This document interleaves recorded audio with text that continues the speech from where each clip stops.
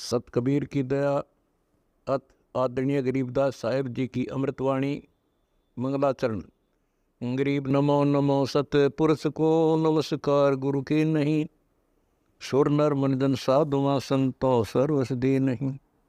सतगुरु साहेब संत सब दंडो तुम प्रणाम, आगे पीछे मध्य हुए तिनको जहाँ कुर्बान। नराकार निर्विषम काल जाल व बंधनम, निर्लेपम निज निर्गुणम अकल अनुबेषुंडनम। सोहम सुरति समाप्तम सकल समाना निर्तल, उज्ज्वल हिरंबर हर दमंबे पर वह अथा है। वार पार नहीं मध्यतम, अनाहद मंत्र सुखसलाद मंत्र, अजोख मंत्र बेसुन मंत्र, निर्वाण मंत्र थीर है। आदि मंत्र युगादि मंत्र, अजल अभंगी मंत्र, सदा सत्संगी मंत्र, लौलीन मंत्र गैर गंभीर है। सोहम सुभान मंत्र, अगम अनुराग मंत्र, निर्भय अडोल मंत्र, निर्गुण निर्बंध मंत्र, निश्चर मंत्र अनेक है। गैबी गुलजार मंत्र, निर्भय निराधार मंत्र, सुमरत सुकृत मंत्र, अगमी अबंच मंत्र, अदली मंत्र अलेख है। फजलम फराक मंत्र, बिन रसना गुणलाप मंत्र, झिलमिल जहूर मंत्र, सर्वंग भरपूर मंत्र, सैलान मंत्र सार है। निरंकार गरक मंत्र, तेज पुंज परख मंत्र, अदली अबंध मंत्र, अजप्पा निरसंद मंत्र, अविगत अनहद मंत्र, दिल में दीदार है। वाणी विनोद मंत्र, आनंद असोद मंत्र, कुर्सी करार मंत्र, अनबय उचार मंत्र, उज्ज्वल मंत्र अलेख है। साहिब सतराम मंत्र, साई निकाम मंत्र, पारक प्रकाश मंत्र, हीरंबर हुलास मंत्र, मौले मलार मंत्र, पलक बीज खलक है। कौन ब्रह्मा का पिता है, कौन विष्णु की माँ, शंकर का दादा कौन है, हमको दे बता। यह जानने के लिए कृपया सुनिए जगत गुरु तत्वदर्शी संत रामपाल जी महाराज की। दृश्यमान नहीं है, अदृश्य को अव्यक्त कहते हैं। तो ये कहते हैं कि यो काल कहता है कि मैं भी अव्यक्त हूं और मुझ अव्यक्त को ये व्यक्ति मान आया हुआ मानेंगे। ये कृष्ण सोच रहे होंगे मैं कृष्ण नहीं हूं, क्योंकि तो बोल कृष्ण में रहा था। अब 8वें अध्याय के अंदर अभी जो आपको बता रहे 18वें श्लोक में यही प्रमाण दे रहे हैं कि इसमें गीता जी के 8वें अध्याय के 18वें श्लोक में लिखा है कि उस परब्रह्म अव्यक्त से क्या जब दिन समाप्त होता है तो सभी उसकी रात्रि रूप में सब प्राणियों का विनाश हो जाता है, और जब वो परब्रह्म की एक रात समाप्त होती है और दिन शुरू होता है 1000 युग का, तब यह सृष्टि काल की फिर रची जाती है। उस अव्यक्त अब देखना बिल्कुल 2 मिनट में समझ में आ जाएगा जो मैं क्या समझाना चाहता हूं आप जी को। 8वां अध्याय 18वें पाओ इधर, यहां संपूर्ण चराचर भूतगण व्यक्त है। चराचर भूतगण ब्रह्मा के दिन प्रवेश काल में नहीं, ये परब्रह्म के प्रवेश के दिन काल में अव्यक्त से अर्थात परब्रह्म के सूक्ष्म शरीर से, उस अव्यक्तात्मा ने उस अव्यक्त से, अव्यक्तात्मा ने परब्रह्म रूपी अव्यक्त से उत्पन्न होते हैं। और परब्रह्म की रात्रि के प्रवेश काल में उस अव्यक्त नामक, यहां परब्रह्म मानना पड़ेगा हमने, कि सूक्ष्म शरीर में ही लीन हो जाते हैं। आगे देखिए, हे पार्थ 19वां श्लोक, वही यह भूत समुदाय उत्पन्न होकर संस्कारवर्त के वश, प्रकृति के वश हुआ, रात्रि के प्रवेश काल में लीन होता है और दिन के प्रवेश काल में उत्पन्न हो जाता है। आगे देखना, ये 20 में क्या कहा है, परंतु उस अव्यक्त से परे जो दूसरा अव्यक्त है, दूसरा विलक्षण जो सनातन अव्यक्त भाव है, उस परम दिव्य पुरुष, वह परम दिव्य पुरुष सब भूतों के नष्ट होने पर भी नष्ट नहीं होता। क्या कहा है कि एक तो गीता ज्ञान दाता ब्रह्म ने, एक तो गीता ज्ञान दाता ब्रह्म ने 7वें अध्याय के 24वें श्लोक में बताया कि मैं भी अव्यक्त हूं, और मुझ अव्यक्त को ये व्यक्ति रूप में कृष्ण मान रहे, मैं कृष्ण नहीं हूं, मैं अव्यक्त रहता हूं। फिर 8वें अध्याय के 18वें श्लोक में बताया कि सभी प्राणी उस परब्रह्म रूपी अव्यक्त के दिन काल में तक प्रकट हो जाते हैं, रात्रि काल में जो 1000 युग का होता है उसमें वो लीन रहते हैं। फिर कहते हैं 18वें अध्याय के 20वें श्लोक में लिखा है कि परंतु उस अव्यक्त इस परब्रह्म से भी एक और अव्यक्त जो अविनाशी अव्यक्त भाव है, वो परम पुरुष परमात्मा तो सभी प्राणियों के नष्ट होने पर भी कभी नष्ट नहीं होता। देखो 8वें अध्याय का अध्याय 8 का ये 20 श्लोक देखो। परंतु उस अव्यक्त से भी जो परे यानी परब्रह्म से भी जो दूसरा अव्यक्त भाव पूर्ण परमात्मा है, जो सनातन यानी सदा रहने वाला अव्यक्त भाव है, वह परम दिव्य पुरुष सब भूतों के नष्ट होने पर भी नष्ट नहीं होता। अब 20-21 में देखो,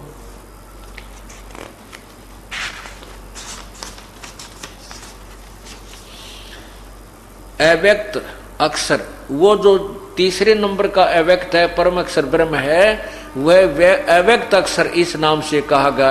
अक्षर माने अविनाशी। अब इसमें क्या कहा है कि अव्यक्त अक्षर, वो उसको अक्षर माने अविनाशी, अविनाशी अव्यक्त इस नाम से कहा जाता है। उस अक्षर नामक अव्यक्त भाव को परम गति कहते हैं। ओए होए।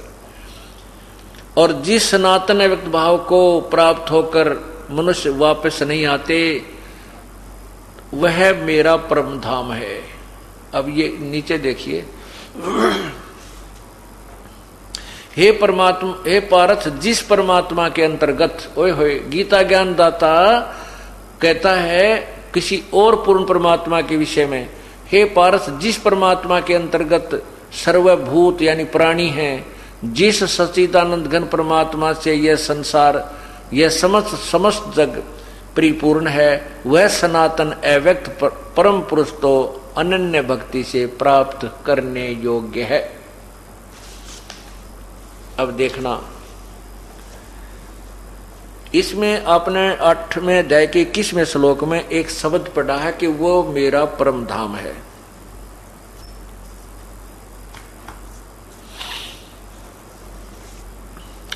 यहां पर जो काल कह रहा है कि वो मेरा भी परम धाम है।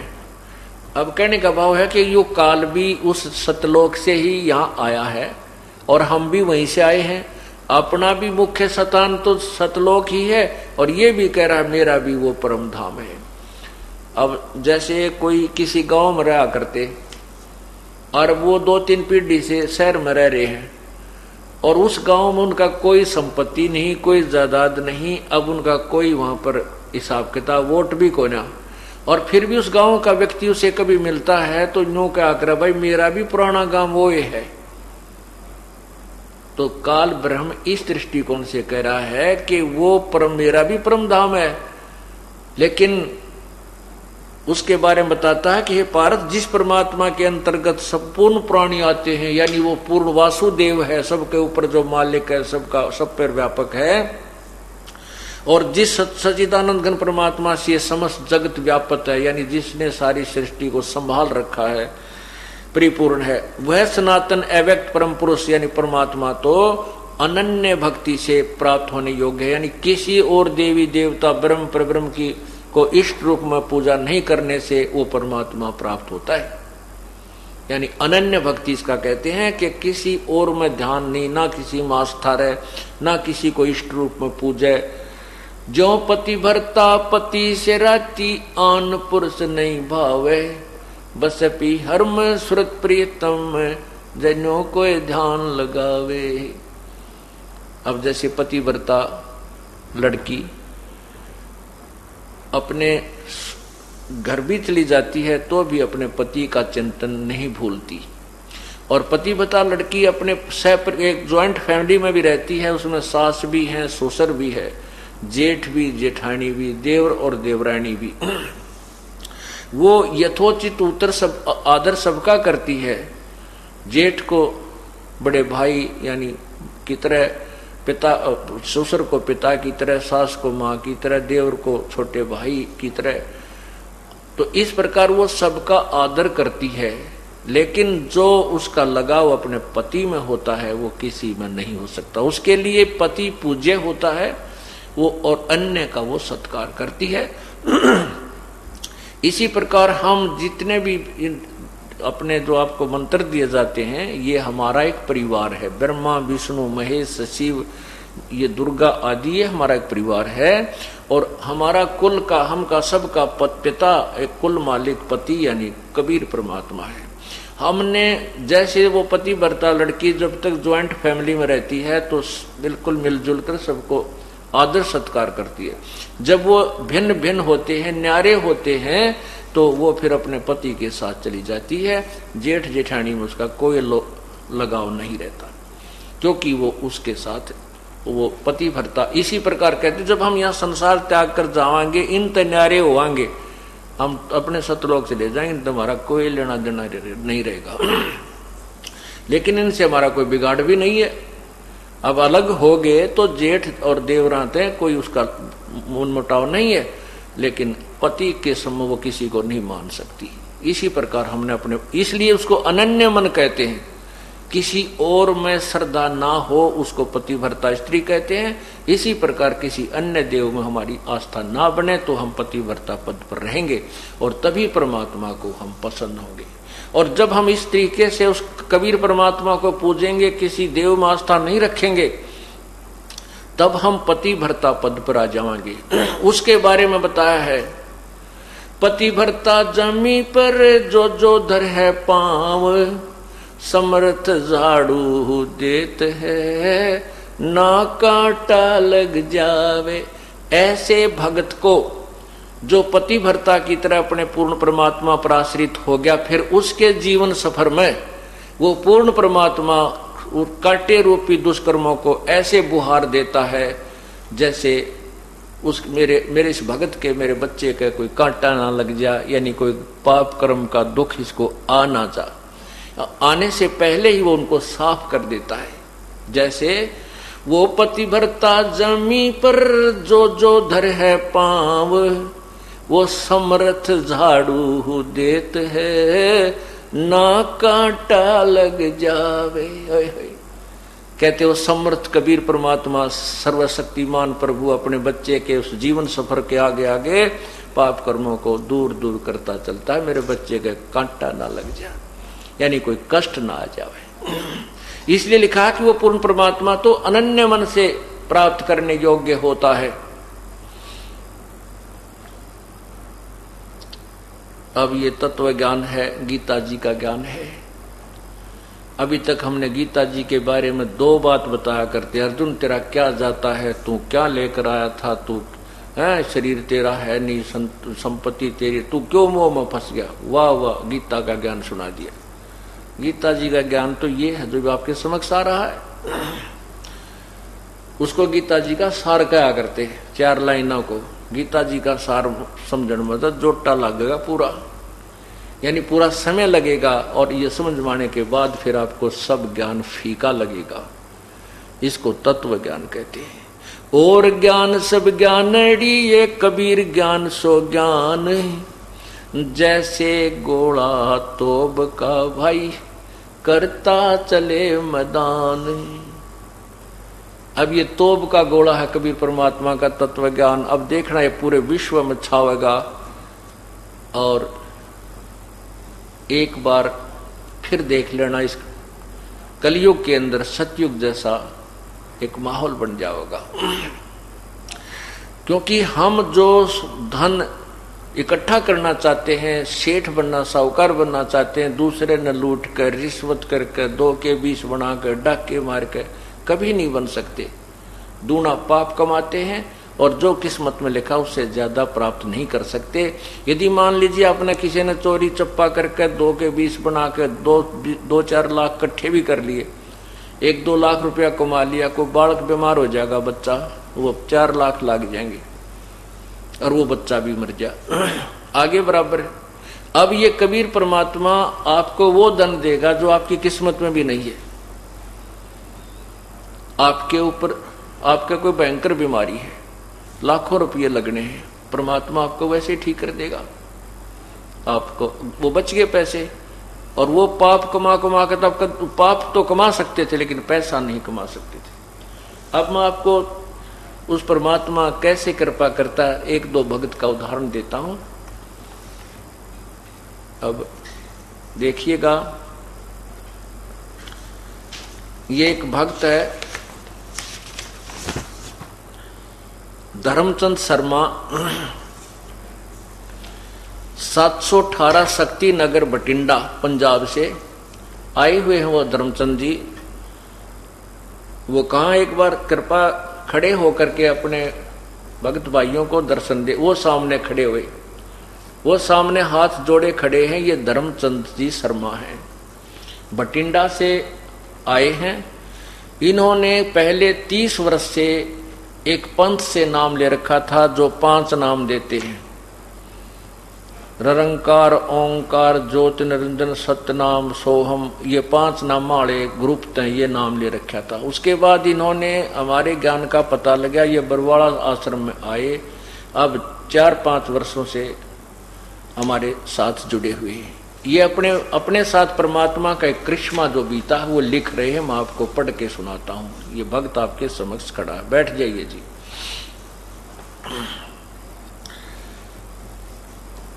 ये क्या लिखते हैं कि दास बठिंडा का रहने वाला है। ओए होए, कितनी प्यारी बोली हो जाती है परमात्मा के बच्चे की जो सत्संग मारने लग जाता है। दास बठिंडा का रहने वाला है। सन 2005 की घटना है। दास ने एक वेल्डिंग का काम करने वाले से 1000 रुपये लेने थे। उसने मेरे लड़के को 500 रुपये देकर कहा कि इतने ही देने थे और कोई पैसा मैंने नहीं देना। दास पुलिस महकमे से रिटायर्ड है। दास को बहुत महसूस हुआ।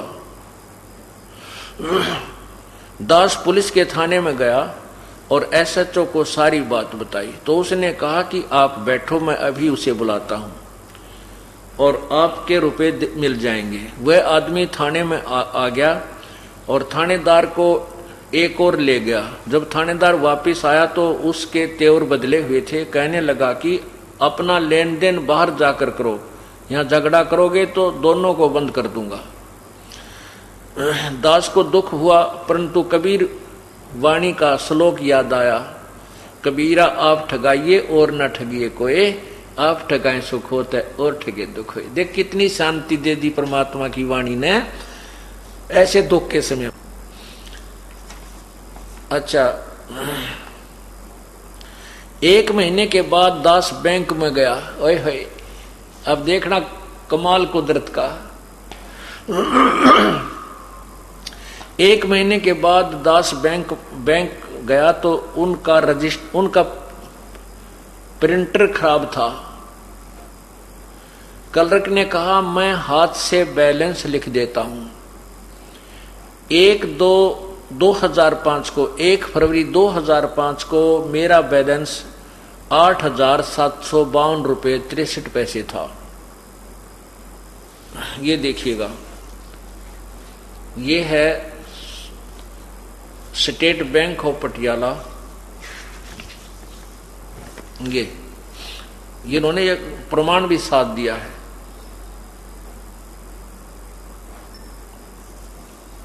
ये है स्टेट बैंक ऑफ पटियाला चालू खाता। अब इसमें क्या दिखाया है ये देखिएगा।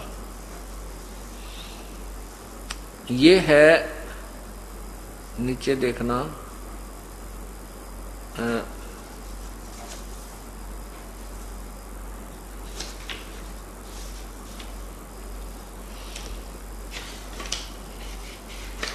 ये देखिएगा। इसमें 1 फरवरी 2005 को, ये देखना 1/2/2005 को इसमें कितना बैलेंस है इनका, ये है 8,752 रुपये 63 पैसे।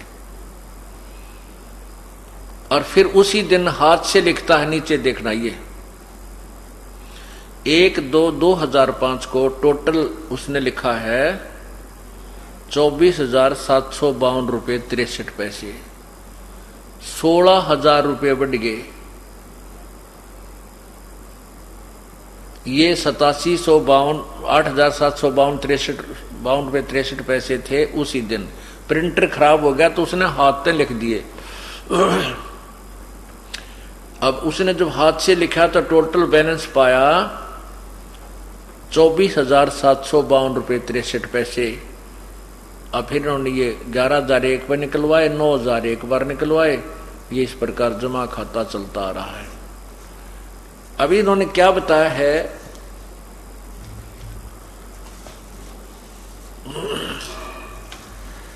कि 1/2/2005 को मेरा बैंक बैलेंस 8,752 रुपये 63 पैसे था।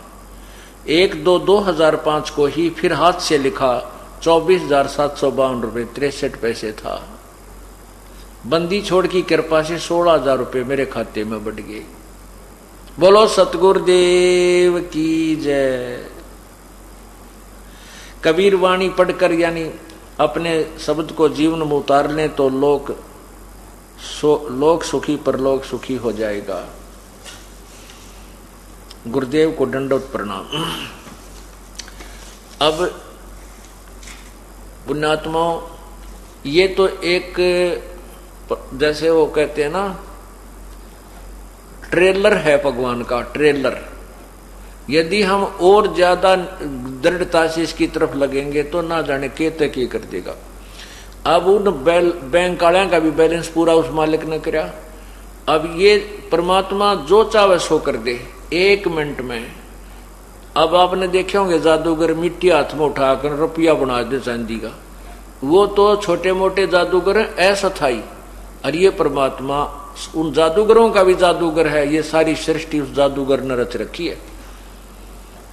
और वो ना जाने के बना दे, इस मिट्टी का सोना बना दे, सोने का पहाड़ बना दे, पत्थर का पहाड़ बना दे। अब आपको एक कथा और सुनाता हूं, परमात्मा क्या करता है। ये है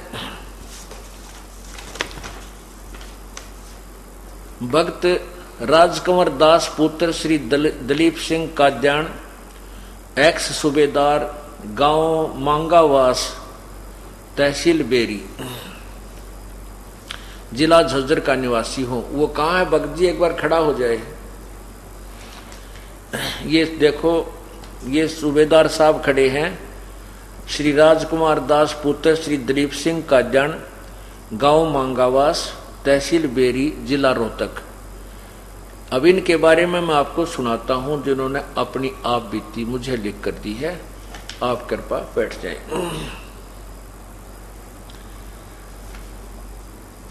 मेरा मोबाइल नंबर इतना है। मेरी पत्नी तथा दोनों बच्चों ने 1998 में सतगुरु रामपाल जी महाराज से नाम दान ले रखा है। उनके द्वारा लाई गई पुस्तक परिभाषा प्रभु की मेरे घर में रखी थी। मैंने इस पुस्तक को ध्यान से पढ़ा। मुझे ज्ञान हुआ कि भक्ति मार्ग में विकार बाधक है। मैंने भी सभी विकार त्याग कर सन 2005 में गुरुदेव की शरण में ग्रहण कर ली। भक्ति जारी रही, सब कुछ ठीक ठाक चलता रहा। मैंने मई 2007 में बाहरी दिल्ली में रिलायंस में सेवा ग्रहण की। वहां नौकरी करने लग गई। ये अचानक 18 फरवरी 2008 को मेरी जांघ में बड़ा सा सख्त फोड़ा अनुभव हुआ। 19 फरवरी 2008 को मैंने सत्यवादी राजा हरिश्चंद्र अस्पताल नरेला में जांच करवाई। डॉक्टर साहब ने फोड़ा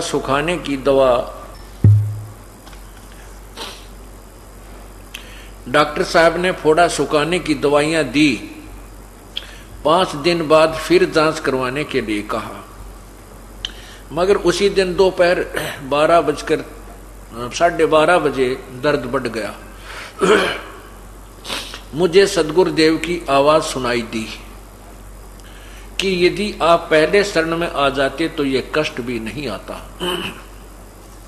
सायंकाल 8:30 8:30 बजे मूत्रालय के लिए निकला तो मुझे बेहद दर्द हुआ, चक्कर आ गया, बेहोशी की हालत में पसीना पसीना हो गया। मैं ब्रह्म गायत्री मंत्र यानी प्रथम मंत्र कर रहा था, जो पहला मंत्र दिया जाता है 7 नाम का। मैंने देखा कि काल ने मेरी गर्दन दबा रखी है। उसी समय बंदी छोड़ सदगुरु रामपाल जी महाराज ने मेरे सिर पर हाथ रखा और मुझे राहत महसूस हुई। सदगुरुदेव ने मुझे सतनाम का जाप करने को कहा। मैंने सतनाम सतनाम की रट लगा दी। फिर सतगुरुदेव ने मुझे कहा कि श्वास वाला सुमन करो, सतनाम सतनाम नहीं, जो 2 मंत्र का है। श्वास, उस श्वास से जो जाप करते हैं उसको सतनाम कहते हैं। जो ही मैंने श्वास का सुमन शुरू किया तो काल लगभग 50 गज की दूरी पर हट गया। सदगुरुदेव ने मुझे बताया कि इतनी देर में यह काल कर्महीन की तो छाती को तोड़ देता। अय है। मुझे समझाते हुए सदगुरुदेव कहने लगे कि सत्संग तथा पुस्तकों के माध्यम से कितनी बार बताया है कि कोई आपत्ति आए तो श्वास का सुमन करना है, फिर भी आप गलती कर देते हो। इतना कहकर सतगुरुदेव अंतर्ध्यान हो गए। ये अभी इस 18 फरवरी की बात है। ये 18 फरवरी 2008 की, 19 फरवरी की। नरेश सन्नोप श्री जयसिंह गांव बिरधाना झज्जर और सुरेंद्र सन्नोप श्री उमराव सिंह गांव करौली रेवाड़ी ने मुझे बेहोशी की हालत में चारपाई पर लिटा दिया। थोड़ी देर बाद जब मुझे होश आया तो मेरा दर्द गायब था। बोलो सतगुरुदेव की जय। मैंने सतगुरुदेव को लाख लाख धन्यवाद किया। थोड़ा सा खाना खाया और सो गया। सुबह 20 फरवरी 2008 को उठा तो फोड़ा फूट चुका था। उसी दिन अस्पताल में डॉक्टर को जाकर दिखाया तो पूरा वृत्तांत बताया। डॉक्टर हैरान थे। उन्होंने वरिष्ठ डॉक्टरों को भी बताया, जांच की तथा बची हुई दवाइयां वापस जमा करके छुट्टी कर दी। यह सब राहत बंदी छोड़ सदगुरु रामपाल जी महाराज की असीम कृपा से संभव है। मुझे जीवन दान मिला। सत साहिब। तो पुण्यात्माओं, अब ये है खेल परमात्मा के। समर्थ का सरनाग हो रंग होरी हो, वाई कदे न हो एकाज राम रंग होरी हो। होरी माने खुशी। इस समर्थ की शरण माने के बाद कभी अकाज नहीं होगा, आपके घर में कोई दुख नहीं छावेगा, सदा होरी रहेगी। राम रंग होरी हो, कदे ना हो अकाज राम रंग होरी हो। कभी भी आपकी हानि यानी कोई दुख आपके ऊपर नहीं आएगा, सदा सुखी रहोगे। पुण्यात्मा, कोई सौभाग्य है आपका जो आपको ये मार्ग मिल रहा है। आप परमात्मा के चरणों में किसी युग में कभी किसी जन्म में अवश्य रहे हो, इसलिए आप शीघ्र आ रहे हो। और पीछे ये लुट पिटकावेंगे, आना से भी नहीं यही पड़ेगा। हमारा एक भक्त है, वो एक दिन ऐसे एक चुटकुला सा कह रहा था। इन्होंने बोला, जी इन पंथों ने, ये जितने भी संत हैं पंथ हैं, इन्होंने आना तो पड़ेगा अपने दौरे, और तो किधर ठिकाना है नहीं। ये बोले श्रद्धालु हैं, कभी इनको जब ज्ञान समझ में आओगा कुछ तो जल्दी आ जाएंगे उनके पास, उन नकली संतान छोड़ के, और कुछ फिर जब उनके संत भी हाथ खड़े कर देंगे, भाई हमारे पास कुछ नहीं है, तो बाकी के फिर आ जाएंगे। और एक आधा नरबाग फिर भी बैठा रहा करे, शायद गुरुजी ये ठीक हो। कैसे? जैसे बस में सफर करते जा रहे हैं और वो बस खराब हो जाती है, तो कंडक्टर ड्राइवर ने कह दिया करें, भाई बस खराब हो गई है, दूसरी में बैठ लो। तो समझदार तो तुरंत उतर कर दूसरी बस की इंतजार करने लग जाते हैं, या पकड़कर दूसरी बस में चढ़कर चले जाते हैं। और कुछ एक फिर भी बैठे रहा करें, ना उतरा करें। कंडक्टर ड्राइवर भी कहते रहते, भाई उतर लो या बस खराब होगी है, दूसरी बैठ लो, ना उतरे। और कुछ उतर जाए, फिर भी ना उतरे कुछ एक उसमें से शेष जब उतरा कर, जब ड्राइवर और कंडक्टर भी उतर कर दूसरी बस में चढ़ ले, जब उतरा कर खराब बस में थे। बोला ये जो समझदार हैं वो दूसरे पंथा वाले तो शीघ्र आ जाएंगे, संकेत समझ दे ताकि बस तो खड़ी है चलती कोई ना। और कुछ फिर ये संत हाथ खड़ा कर देंगे थोड़े दिन में, भाई हमारे द्वारा पूरा तत्व ज्ञान नहीं है, किसी और के पास होता बेशक जाइयो। बाकी समझदार नहीं आ जाएंगे। और शेष जो कति अनाड़ी हैं वह जब आ लेंगे, जब उनके गुरु जी भी यहीं पर आ लेंगे। बोलो सतगुरुदेव की जय। परम पिता परमेश्वर, सारी सृष्टि के रचनहार, कुल मालिक, कबीर बंदी छोड़ के असीम रजा से ये सत्संग प्रारंभ हुआ और इसके अंदर जो पुण्यात्माएं लाभ उठा रही हैं उनके ऊपर भी प्रभु की असीम कृपा है। परमात्मा स्वयं ही अपनी महिमा बताने के लिए इस काल के लोक में आते हैं और वो अपनी एक लीला करते हैं। परमात्मा अजन्मा है, कबीर परमेश्वर का कोई जन्म नहीं होता। जब भी वो इस काल के लोक में आते हैं वो सहज शरीर आते हैं और सहज शरीर ही चले जाते हैं। यहाँ कुछ समय के लिए एक मानुष जैसी लीला करते हैं, एक मनुष्य जैसी लीला करते हैं। मनुष्य का जीवन जैसे एक मानव अपनी क्रिया करता है, यहाँ वो ऐसी ही क्रिया करते हैं।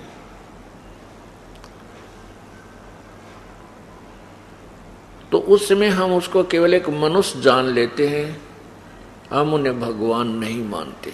भगवान हम क्यों नहीं मानते, परमात्मा किस लिए नहीं मानते? क्योंकि हमारे को ज्ञान गलत बताया हुआ होता है। हमारे को ये बताया हुआ होता है कि परमात्मा निराकार है, वो सर्वव्यापक है, कण कण में विद्यमान है। परमात्मा मनुष्य शरीर में नहीं होता। इसलिए हम परमात्मा जब आते हैं तो उसको एक मानव ही मान लेते हैं, दूसरा नाम उसका संत या भक्त रख लेते हैं। संत मनुष्य भी होते हैं और संत की भूमिका में प्रभु भी आ जाते हैं। हम इसलिए नहीं मान पाते परमात्मा, उस परमात्मा आए हुए को, क्योंकि हम ये मानते हैं कि भगवान तो निराकार है। कुछ पंथों के संत ये भी कहते हैं कि जो गुरु रूप है, गुरु आया है, वो तो है भगवान साकार, मानो वो साकार रूप है भगवान का। और सतलोक में परमात्मा निराकार है, सतपुरुष निराकार है। और आत्मा सतलोक में जो चली जाती है अपनी साधना भक्ति करके, वो उस परमात्मा में, सतपुरुष में ऐसे समा जाती हैं, अभेद हो जाती हैं, जैसे समुद्र में बूंद गिर जाती है पानी की। ये उनकी थ्योरी है जो यथार्थता से बहुत दूर है, मन घड़ंत है। उन संतों ने भगवान देखा नहीं, ना सतलोक के दर्शन हुए, ना ही उनको कोई थ्योरेटिकल ज्ञान भी ठीक नहीं है उनका।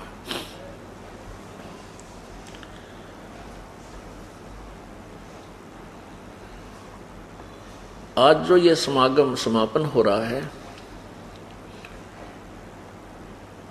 जो 14 जून से प्रारंभ हुआ था, ये उसी उपलक्ष्य में है। आज के दिन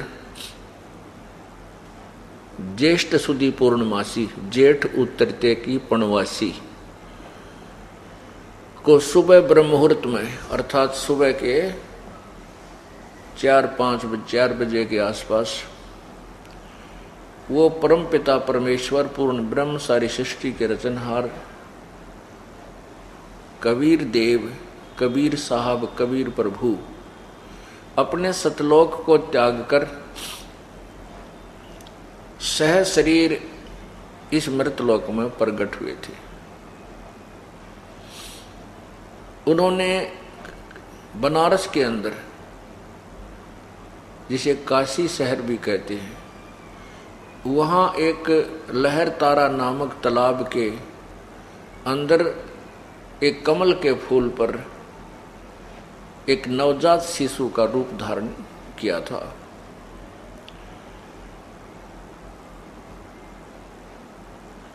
उस उपलक्ष्य में, परमात्मा के यहाँ प्रगट दिवस के उपलक्ष्य में, ये ज्येष्ठ सुदी पूर्णवासी का सत्संग की प्रतिवर्ष किया जाता है।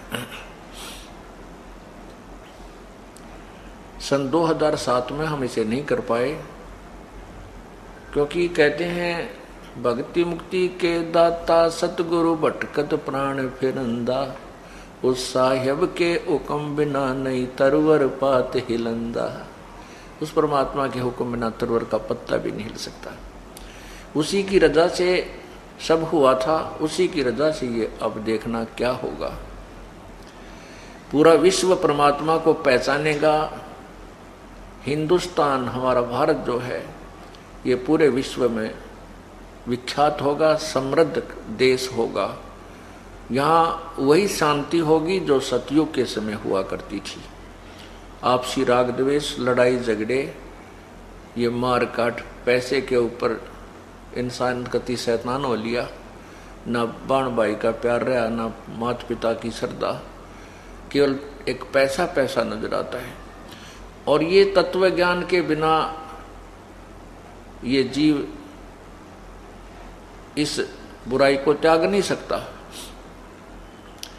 और तत्व ज्ञान हो जाने के उपरांत ये प्राणी, जैसा कि आपने कल पवित्र गीता जी में सुना था 7वें अध्याय के 29वें श्लोक में, कि तत्व ज्ञान से परिचित होने के उपरांत और तत्ब्रह्म यानी उस परम अक्षर ब्रह्म पूर्ण परमात्मा की महिमा और सतलोक में के सुख से परिचित, यानी तत्व ज्ञान के द्वारा पूरा ही वर्णन दिया जाता है कि तुम यहाँ इस मृतलोक में कितने कष्ट उठाते हो, जन्मते हो, मरते हो, जन्मते हो, मरते हो, कितना पहाड़ जैसा कष्ट आप उठा रहे हो।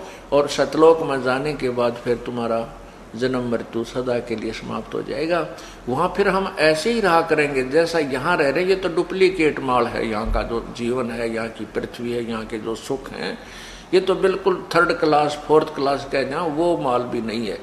उस सतलोक के जो सारा सुख है, सतलोक के अंदर जो आहार है, बाग बगीचे हैं, पहाड़ हैं, सब कुछ झरने बह रहे हैं, वहाँ बिना बादल के फुहार पड़ रही होती हैं।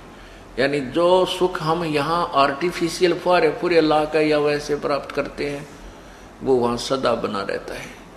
वहाँ कभी मृत्यु नहीं होती। सतलोक में जाने के बाद कभी मृत्यु नहीं होती। अब यहाँ हमसे आज कितने बड़े सेठ हैं, चाहे कितनी फैक्ट्री चलने से हम राष्ट्रपति बने हुए हैं, लेकिन मृत्यु होगी। ये सुख रह नहीं सकता, अस्थायी अक्षीणिक, ये परिवर्तनशील है।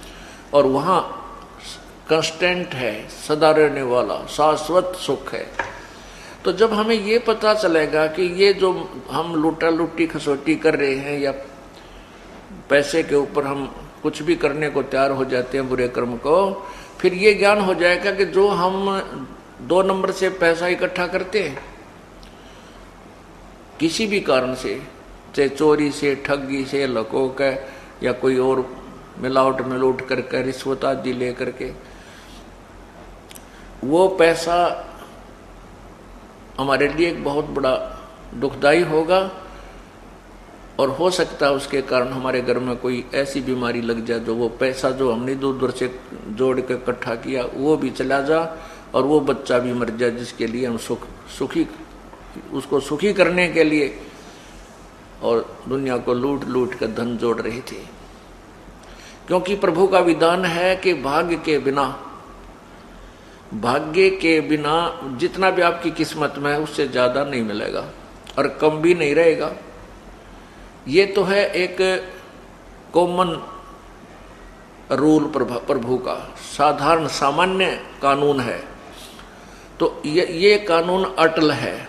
कब तक अटल है? जब तक पूर्ण परमात्मा की शरण नहीं मिलती। तो जब तक पूर्ण परमात्मा की शरण, पूर्ण संत नहीं मिलता, तब तक तो ये फाइनल है कि जितना भी तेरे भाग्य में है उतना ही मिलेगा, ज्यादा नहीं मिलेगा। यदि आप इधर उधर की करके ज्यादा बना भी लोगे, आपने 1 लाख 2 लाख रुपये इकट्ठे कर भी लिए, आपके घर में कोई इसी घटना घट जाएगी, क्या तो पत्नी बीमार हो जाएगी, क्या स्वयं बीमारी आ जाएगी, कोई बालक बीमार हो जाएगा, या कोई बिजनेस में घाटा हो जाएगा, या कोई रिश्तेदार पैसे ले जाएगा, दे को नहीं, फिर दुश्मन भी बन जाएगा। और वो पाप जो पाप आपने किए उस 2 नंबर से धन प्राप्त करने के लिए, वो पाप आपके पास चौकस रह गए, वो नहीं घटते, वो नहीं जाते, वो आपको ही भोगने पड़ेंगे। तो इस तरह का ज्ञान तत्व ज्ञान से हो जाता है। फिर ये प्राणी दूसरे का धन लेना, चोरी करना, ठगी करना, हेराफेरी करना एक विष समझेगा। विष जैसे जहर होता है। अभी तक हमें पता नहीं था कि ये जहर है, इसलिए हम खा रहे थे, मर रहे थे, दुख पा रहे थे। जब बच्चे को पता चल जाता है कि ये विष है इस बोतल के अंदर और इसके खाने से आदमी मर जाता है, वो बच्चा शाना होने के बाद हाथ नहीं लगाता। अबोध बच्चा उसको खोल कर ढक्कन और पी लेता है और मृत्यु को प्राप्त हो जाता है। तो जो हम कर्म कर रहे हैं तत्व ज्ञान के अभाव से, जो हम पाप कर रहे हैं, फिर हमारे को ये दूर खड़े दिखाई देंगे, ये वो विष की बोतल की तरह नजर आएंगे, इलेक्ट्रिसिटी यानी बिजली के नंगे तार की तरह नजर आएंगे कि इनका हाथ लगते ही मर जाएंगे। थोड़ा कम करो। तो इस प्रकार ये सतयुग का माहौल होगा।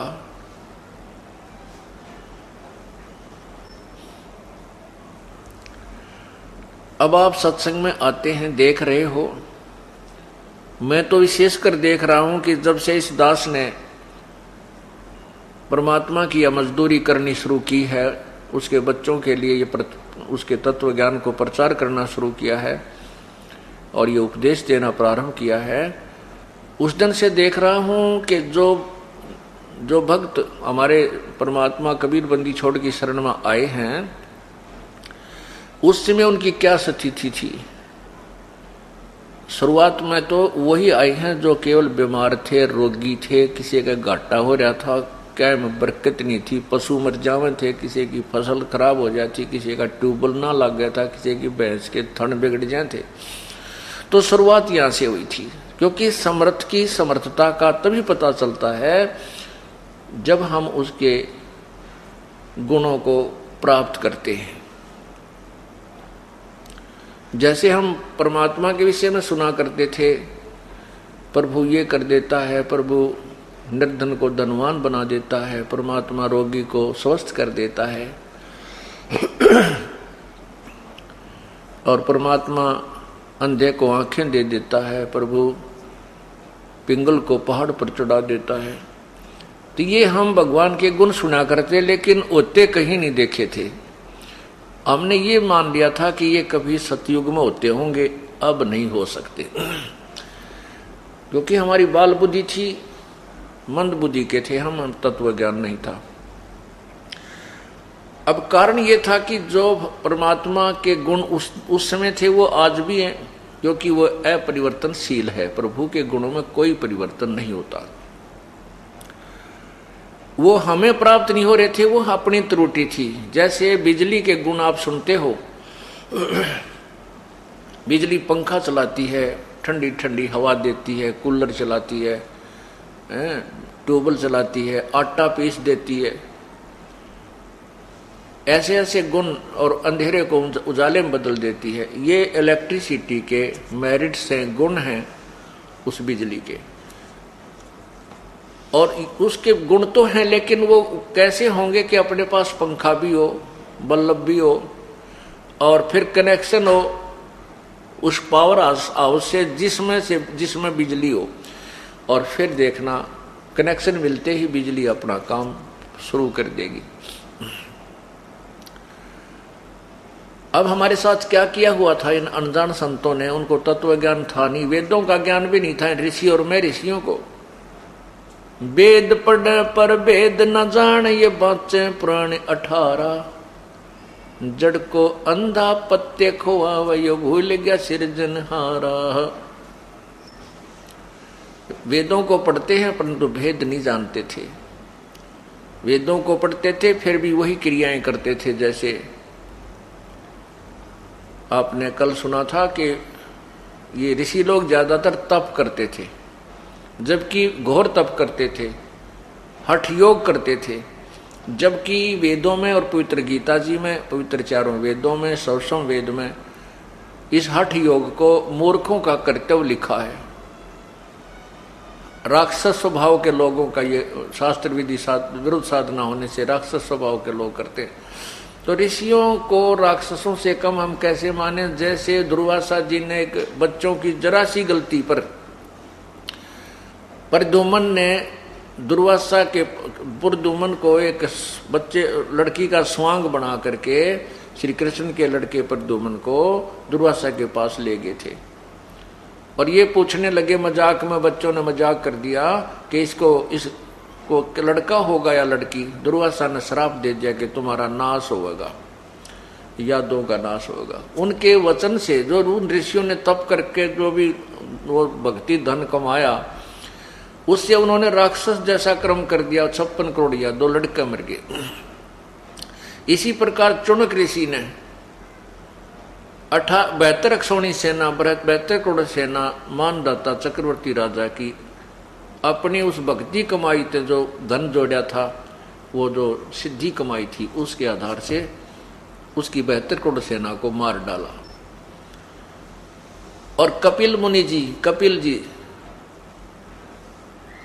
वो एक बार साधना कर रहे थे बंगाल की खाड़ी में,